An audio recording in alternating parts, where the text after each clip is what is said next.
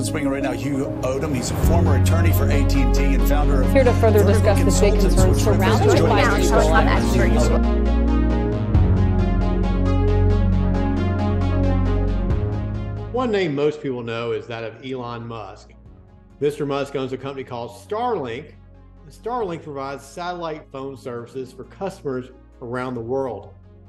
One of the questions we often get asked is, will satellites replace cell towers?